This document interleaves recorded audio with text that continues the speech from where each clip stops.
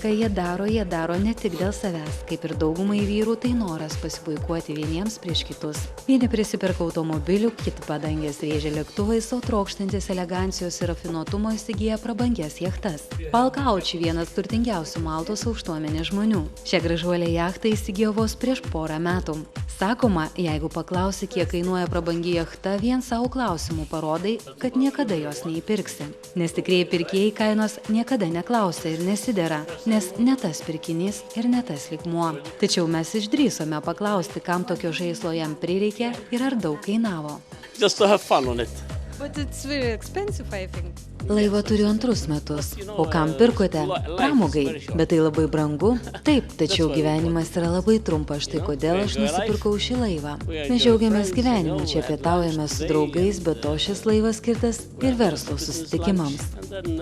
We keep the boat as a pleasure business, Su šia gražuolė jachta turtingas vyras jau apkeliavo visas Viduržemio jūros šalis ir žada išplaukti į platesnius vandenis. 5 miegamieji, džakuzi, nepriekaištingas interjeras leidžia pasijusti kaip namuose.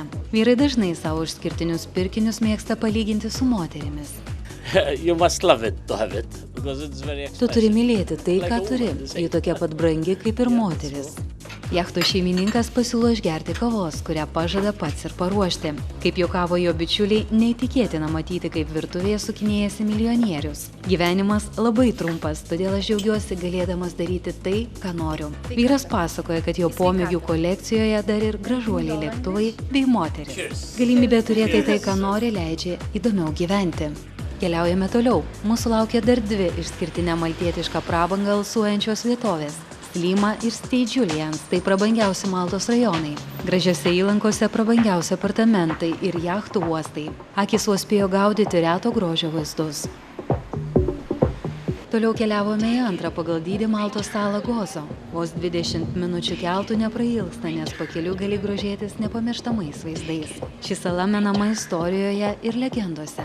Verta paminėti, jog Gozo saloje rasti statiniai yra senesni nei garsiosios Egipto piramidės. Gozo sala taip pat stebina ir savo kraštovaizdžiu. Dveiroje stūkso mėlynasis langas. Tai uolų darinys, kurio viduje erozijos pasekmė ertmė.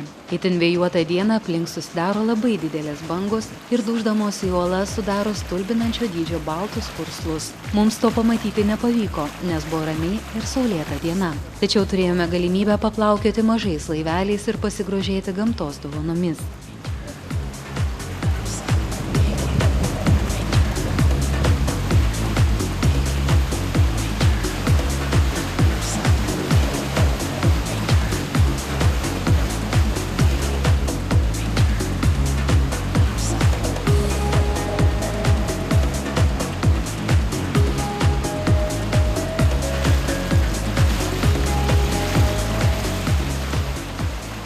Kadangi Gozo krantai uolėti, jūra čia labai skaidri. Nardytojams sudarytos idealios sąlygos nerti į spalvingą žuvų pasaulį tiesiai nuo kranto. Norintiems išmokti nardyti padės patyrę nardymo mokyklų instruktoriai. Iš Gozo salos grįžtame į Maltą. Jau vakarėja, tad turime suspėti į dar vieną vietą, kurią būtina aplankyti. Tai amatų miestelis. Garsiausia stiklo dirbtuvė, o kartu ir parduotuvė yra netoli senosios Maltos sostinės Plydinos. Maltoje stiklas žėri įvairiomis vaivorykštės spalvomis. Jeigu jūs norėsite surasti stiklo gaminį baltos perregimo spalvos, jūs tikrai jo čia nerasite. Kiekvienas dirbinys yra originaliausias meno kūrinys. Ne tik salos gyventojai, bet ir svečiai labai mėgsta šiuos unikalius stiklo ir spalvų kūrinius. Jų išskirtinumas, kaip pasakoja pats šeimininkas, yra koloritas. What is special here is the colors and the shape. Kas čia ypatingo? Ogi spalvos ir žinoma formos, todėl kad mes daugiausiai kūrėme namams. Pagal jūsų namų interjerą mes galime sukurti išskirtinio dizaino meno kūrinį. Čia apsilankę jūs tuo įsitikinsite. Šios spalvos išgaunamos karštą stiklą įkišus į skirtingos spalvos brangių akmenų duženas. Toliau formuojant jį ant gaminio išsilieja įvairaus storio ir formos linijomis ar atskirais plotais. Šio stiklo gamykloje dirba 15 žmonių. Tam, kad gimtų vienas išskirtinis meno kūrinys, prie jo pasikeisdami dirba 5-6 žmonės. Kiekvienas jų atlieka tam tikrą užduotį. Čia nėra monotonijos, pasakoja šeimininkas, juk mūsų gamykloje vyksta kūrybinis procesas ir gimsta meno kūriniai. Maltiečiai savo namams papuošti dažniausiai įsigyja visą seriją vienodo kolorito ir panašios formos stiklo gaminių. Kodėl šis stiklas taip traukia žmonės? Tai, ką čia kūrėme ir turime, jau galite pamatyti daugelėje skirtingų pasaulio šalių. Žmonės čia atėję išsako savo mintis, o mes jas be vargo realizuojame. Įgyvendiname svajones ir jiems tai patinka. Toliau važiuojame į kitą Matų miestelio gamyklą. Maltoje žemės praktiškai nėra, kur nekur tik 30–40 cm storio dirvos sluoksnis. Šalis įsikūrusi ant vulkaninės kilmės akytų uolienų, kurios, kaip manoma, atsirado išsiveržus vulkanui, galbūt netoliese Italijoje esančiai Etnai. Maltoje molį vietiniai gyventojai naudoja gaminant indus, vazonus. Dažniausiai tokios amatų gamyklėlės yra šeimos verslas. Šioje, kurioje lankėmės, jau veikia 25 metus. Čia viskas išskirtinai rankų darbas. Tad, kaip pasakoja šeimininko dukra, jie gali sukurti bet kokio dizaino gaminį ir išgauti įvairiausias spalvas.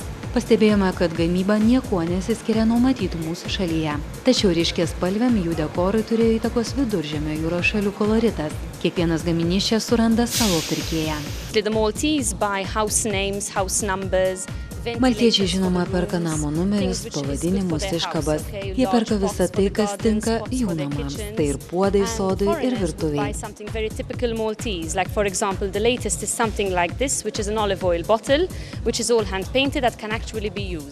Atvykėliai mieliau renkasi tai, kas primintų šią šalį. Jie pageidauja maltietiškų atributų, kažką panašaus į šį dekoruotą rankų darbo piešinys.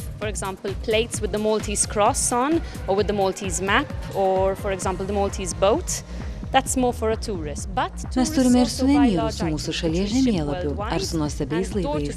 Tokie kūriniai dažniausiai yra skirti turistams.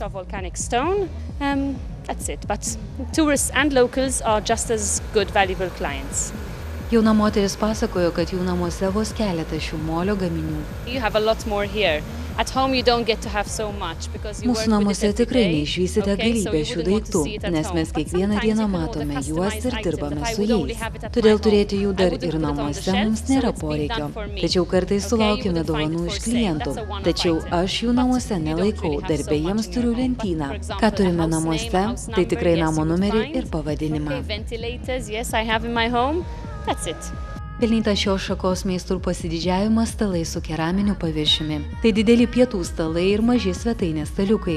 Vieną tokių jie sukūrė ir padovanojo Anglijos karalieniai. Čia žmonės tiek atsidavė savo gyvenimo pomėgiui, kad jį vadina pirmaisiais namais. Tai tikrai mano pirmi namai. Mano kiti namai tai yra tik antri. Man patinka mano darbas ir galimybė bendrauti su žmonėmis. Tai mano hobis, tai ne darbas, tai tikrai hobis. Malta buvo gardus kąsnelis užkariautojams ir piratams ne tik dėl patogios geografinės padėties, nes garsėjo įspūdingais aukso ir sidabro juvelyriniais dirbiniais. Juvelyro amatas buvo šeimos verslas, perduodamas tėvo sūnui, o dabar vis dažniau ir dukrai su visomis gamybos paslaptimis. Maltos juvelyriniai dirbiniai tarsi trapūs voratinkliai, supinti iš plonyčių sidabro ir aukso vijų. Dažniausiai visas sidabro ir aukso grožis – originalūs raštai. Būti šalia senosios Maltos